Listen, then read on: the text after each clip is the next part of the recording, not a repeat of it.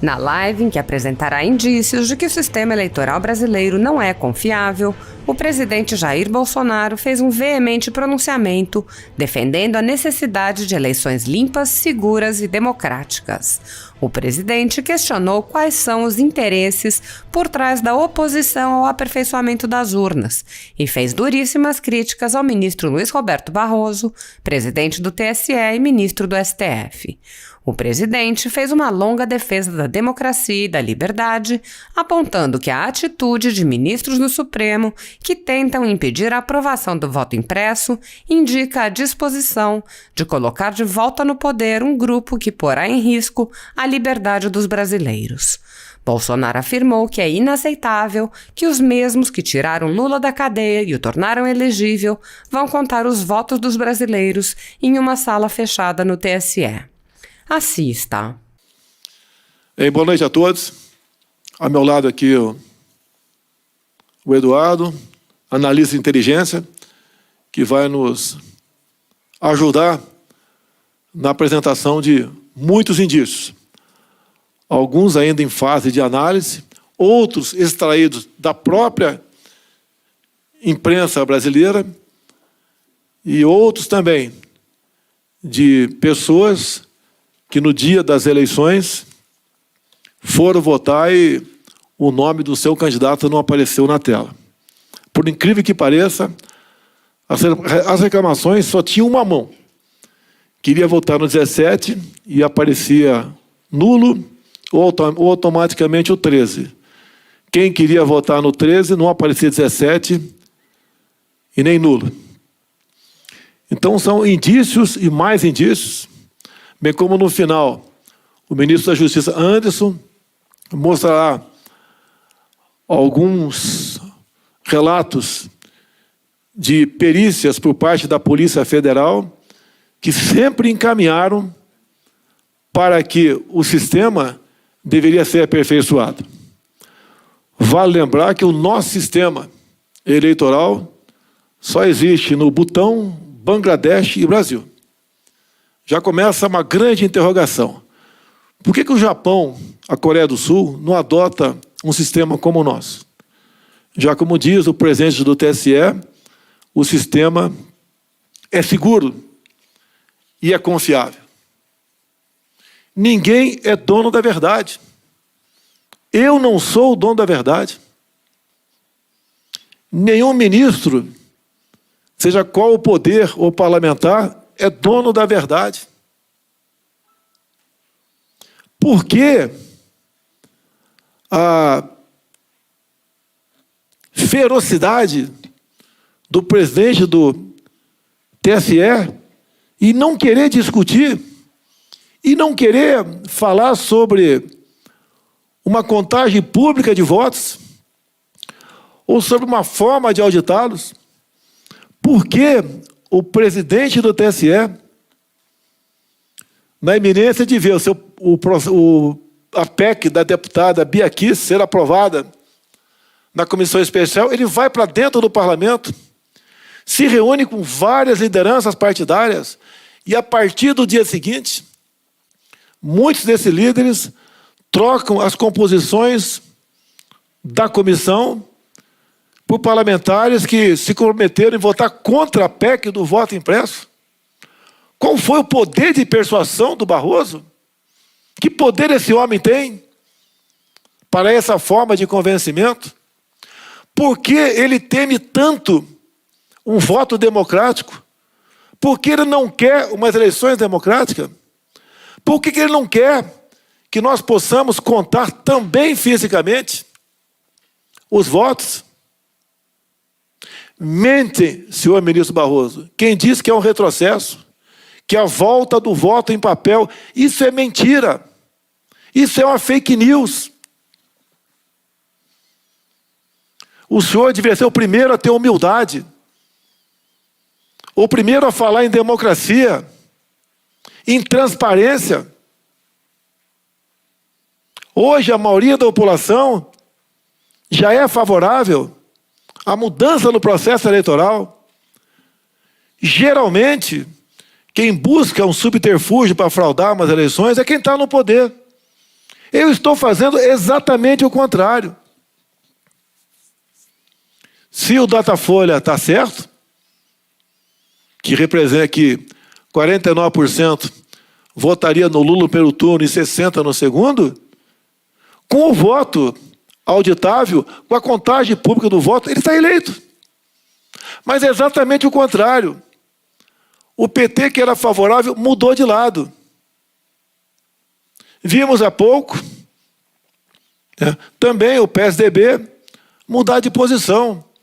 Quando assistimos em 2014 o deputado Carlos Sampaio realizar uma profunda auditoria nas eleições de 2014, e ele fala depois de várias semanas, o resultado dessa auditoria que reuniu peritos, inclusive de fora do Brasil, ele diz que o sistema eleitoral nosso é inauditável. Não dá para comprovar se houve ou não fraude nas eleições. Vários outros parlamentares, como o próprio Rodrigo Maia, mudou de lado também. Agora ele é contra o voto democrático. Várias outras autoridades. Por quê? O que está em jogo? O que eles temem? Qual o futuro do nosso Brasil se nós terminarmos as eleições onde um lado ou outro desconfia e começa a realizar ações contrárias ao pleito? Nós estamos há mais de um ano antes dizendo que nós não queremos problemas. Eu quero democracia. Eu quero que o candidato que o João ou a Maria, porventura, votar, esse voto seja contado exatamente para aquela pessoa. Será que isso é demais?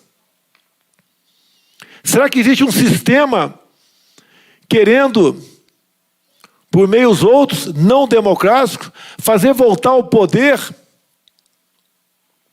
aqueles que mergulharam o país na corrupção e na impunidade? Não queremos desafiar ou brigar com nenhum poder. Muito pelo contrário. Queremos paz, tranquilidade.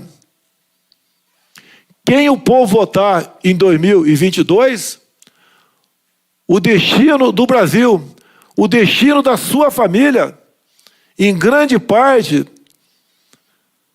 estará nas mãos de quem ele votou. Se ele fez, porventura, uma opção errada, que aguente as consequências. Mas o que nós não podemos admitir é que alguém que não tenha voto chegue. Desculpe se eu vou ser forte agora. É justo quem tirou o Lula da cadeia, quem o tornou elegível, ser o mesmo que vai contar o voto numa sala secreta no TSE?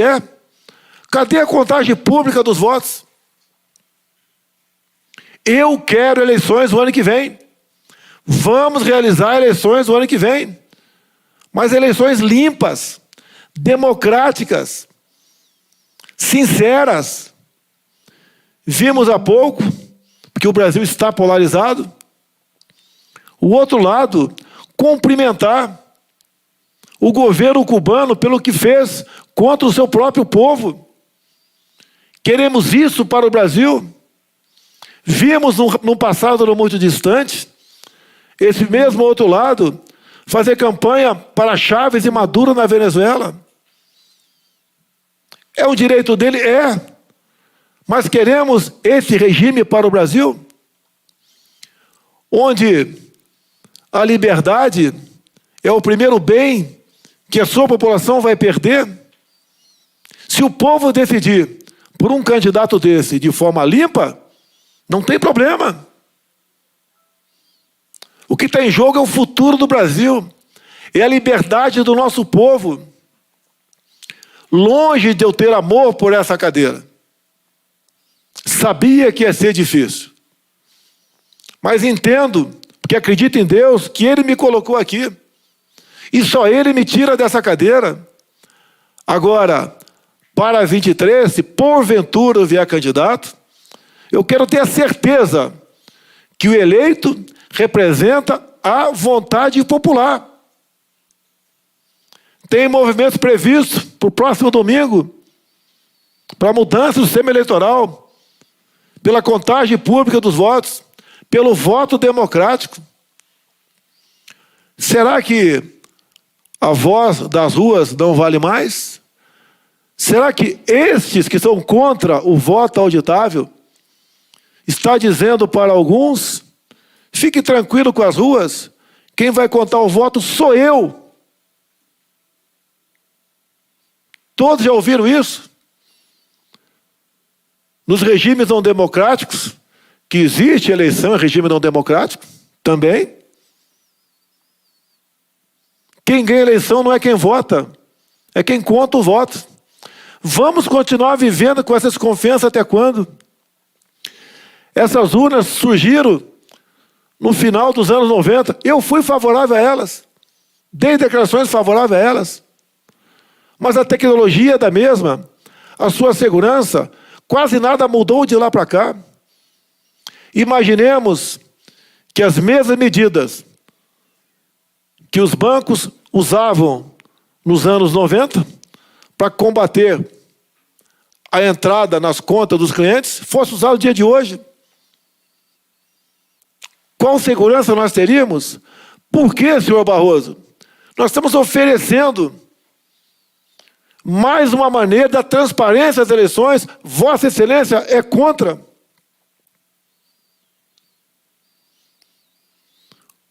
Onde quer chegar esse homem que atualmente preside o Tribunal Superior Eleitoral? Quer a inquietação do povo? Quer que movimentos surjam no futuro que não condizem com a democracia? Tenho mostrado onde esse outro lado esteve há pouco tempo e quer retornar, nos países que eles apoiaram. Como estão esses países? Nem vou falar mais de Cuba ou na Venezuela, falemos o que acontece na Argentina. Esse regime que esse cidadão defende não deu certo em lugar nenhum no mundo. Nós estamos numa pátria maravilhosa, ninguém tem o que nós temos. Que seja decidido o futuro do Brasil por eleições democráticas, por votos contados, e contados de forma pública. Por que querem manter tudo secreto? Ninguém é dono da verdade. E os chefes de poderes, em especial, deveriam ser os mais humildes, aqueles que reconhecem a vontade popular. O que eu faço, desde quando cheguei no governo, muitos não fazem, quase ninguém faz. Eu estou no meio do povo. Eu só posso saber o que o povo sente se estiver no meio dele. Estou no grupo de risco para a Covid. Tenho mais de 65 anos de idade. Não poderia me esconder aqui nesse palácio e deixar o povo para lá. Uma das vontades do povo são eleições limpas. Porque o presidente do TSE quer manter a suspeição sobre eleições? Quem ele é? Porque ele continua interferindo por aí, com que poder? Não quero acusá-lo de nada, mas algo de muito esquisito acontece. Para onde vai o nosso Brasil? Que exemplo de democracia estamos dando para o mundo? Sou atacado 24 horas por dia, matéria do Globo. Bolsonaro deu 1.682 declarações falsas ou enganosas em 2020. Aponta relatório de ONG internacional. Qual a comprovação disso? Tentar desacreditar o presidente? Dizer que ele não tem autoridade? Ou com a nota do Supremo Tribunal Federal de ontem, que eu fui omisso, dando a entender às margens que eu sou um genocida? Um país que um dos melhores na economia, e tem agora também se revelando um potencial enorme para vencer essa pandemia. Mas temos algo importantíssimo, porque eleições estão diretamente ligadas à liberdade, o bem maior de um povo. O que está em jogo é a liberdade do povo brasileiro. Eu, como militar, jurei dar minha vida pela pátria. E o povo a qual eu converso, que é o nosso exército, sem jurar, dão a vida pela sua liberdade. Jornalistas, compareçam a Pacaraima e Roraima, vejam as centenas de pessoas que fogem da Venezuela, a maioria mulheres, com 2, 3 filhos, outras com filhos e grávidas, com uma sacola na mão e uma trouxa na cabeça, fugindo da fome e da miséria. O regime que o outro lado apoia e quer para o Brasil, ajudou a transformar um país rico em petróleo, integrante da OPEP, rico em ouro, e um país de miseráveis, onde nem animais de estimação existem mais, porque o povo comeu com fome. Olha o que está acontecendo na Argentina. Estive lá em 2019 e falei, com muita crítica, se a esquerda voltasse na Argentina, teríamos que pensar numa operação acolhida no Rio Grande do Sul. A classe A já começa a deixar a Argentina. A economia, só o milagre salva. Interferência direta do presidente nos meios de produção, proibindo a exportação de carne por 30 dias, dizendo que ia baixar o preço, e o povo poderia comprar. Não só o preço subiu, como faltou nas prateleiras ou nos frigoríficos. Será que nós, e vocês da imprensa também, todos nós vamos pagar um preço muito caro? Se as escolhas forem erradas, que se pague. Mas se for na suspeição, o preço vai ser mais caro ainda. Ganhe quem for as eleições do ano que vem, mas de forma democrática, com voto democrático, com umas urnas confiáveis. É isso que nós precisamos no Brasil. Há pouco, o chefe do TSE falou que eram muito caras. Quem cuida do orçamento sou eu, não é ele. E são bem menos de 2 bilhões de reais. Se fosse tão caro assim, né? Ele falaria do fundão, mas não falou nada. Vê se alguns desses criticaram alguns militares do meu lado, dizendo que isso não é uma questão para nós tratarmos, é uma questão política. Não. Todos são obrigados a votar no Brasil. Os maiores de 18 até os 70. Então interessa a todos nós. Essas eleições têm a ver com a nossa soberania nacional, o nosso relacionamento com o mundo todo. Falam que eu estou mal no tocante à política externa. Há poucas semanas tiveram umas eleições para escolher uma cadeira não permanente para o Conselho de Segurança da ONU. De 190 países votando, tivemos 182 votos. Esse é o nosso governo. Um governo diferente do outro lado. Não tem corrupção. 2 anos e meio sem corrupção. Se aparecer, ele seria o primeiro a ajudar a elucidar o caso e entregar às autoridades competentes o julgamento dessa pessoa.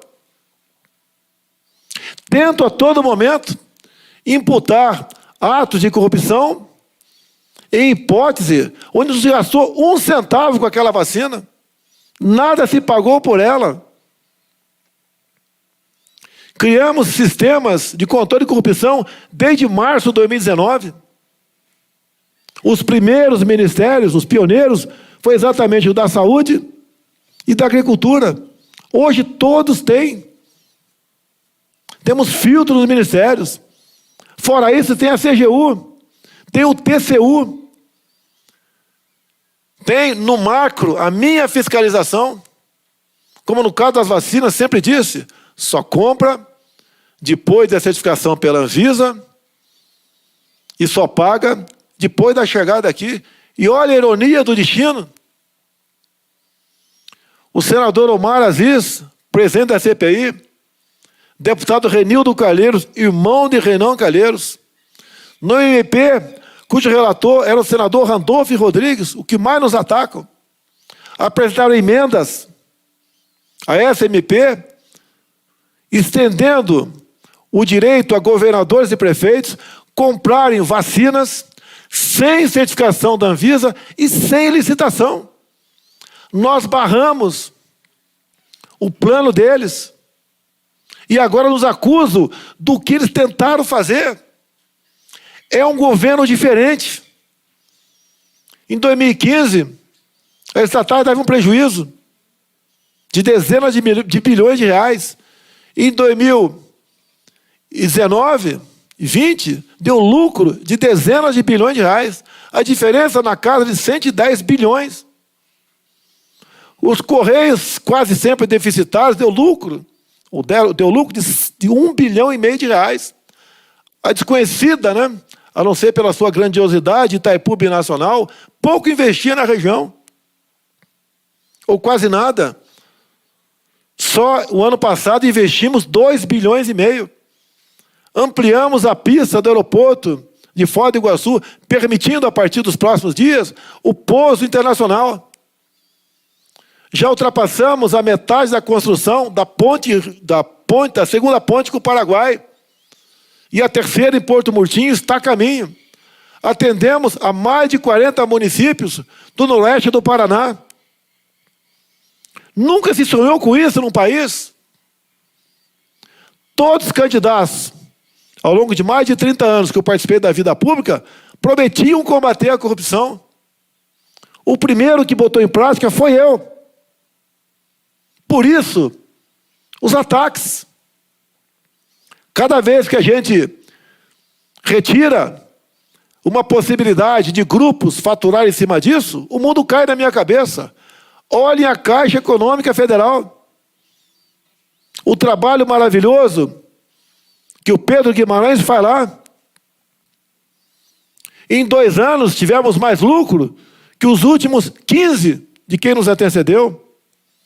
Olha a questão dos títulos do campo. Em 2 anos demos mais títulos que ao longo de 20 anos de qualquer outro governo. Olha como o campo reage a nós. Não é fácil você segurar demarcações de terras indígenas ou quilombolas. Demarcações sem critérios, como ocorria no passado. O homem do campo não tem mais a invasão de terra. Praticamente acabamos com isso. Que acabamos com o dinheiro de ONG para o MST. A arma é um sinônimo, é um sinal de liberdade. Um homem armado jamais será escravizado. Estendemos o porte, com apoio do parlamento, aos homens do campo. O Tarcísio, nosso ministro da Infraestrutura, com a sua inteligência ímpar, os poucos recursos do seu ministério, eliminou gargalos que faltavam, pequenas obras que atrapalhavam o deslocamento de mercadorias nosso para os portos com a BR-163. O Tarcísio também construiu várias pontes, eliminando balseiros e diminuindo o tempo de viagem e economizando travessias de bitrens na ordem de R$200. O que esse governo fez, ninguém fez. O que esses querem, a suspeição, por meio da suspeição das eleições, é a volta da turma que sempre se beneficiou da impunidade e da corrupção. Qual o futuro do nosso Brasil? Que futuro nos espera se esses, que nós já o conhecemos por 14 anos, voltarem ao poder? Voltar com a sua turma toda? Será que é muito repetir o Zé Dirceu dizer em vídeo que ganhar uma eleição é uma coisa e tomar o poder é outra? E vamos tomar o poder nas palavras dele? Vocês não se assustam com isso? Ninguém se apavora com isso? Ninguém tem temor a isso? Querem deixar umas eleições sem qualquer maneira de ser auditada? Umas eleições que podem ser mais do que suspeitas? Por que o temor ao senhor Luiz Barroso? O que ele tem conversado com alguns para convencê-los tão rapidamente que esse sistema é preciso, é confiável? Por que tem um hack preso que entrou nos computadores do TSE, se o Barroso diz que os seus computadores são invioláveis? Por que ele está preso? Por que abrem tantos inquéritos de fake news, como os outros foram agora abertos?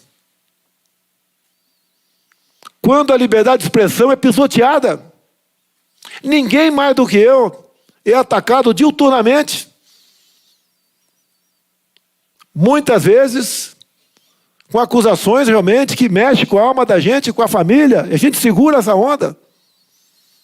Para mim isso não é liberdade de expressão, mas entubo como sendo liberdade de expressão.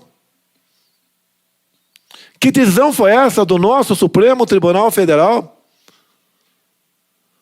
Por ocasião ainda da pandemia o ano passado, onde se passa por cima de todos os incisos do artigo 5º da Constituição. Se toma medidas violentas contra o povo, tirando-lhes o direito de ir e vir, o direito ao trabalho, o direito a frequentar um templo religioso. Medidas mais drásticas tomadas por muitos prefeitos e governadores, mais graves, mais restritivas que o estado de sítio. E olha que o estado de sítio não entra no momento que eu assino o decreto. Entra em vigor depois que o parlamento aprovar. E mesmo assim, enquanto durar o estado de sítio, eu respondo por qualquer excesso.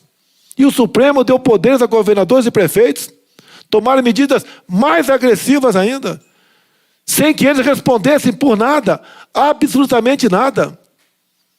Eu quero lembrar a todos que estão em Brasília, nós temos o privilégio de conduzir o destino de uma nação.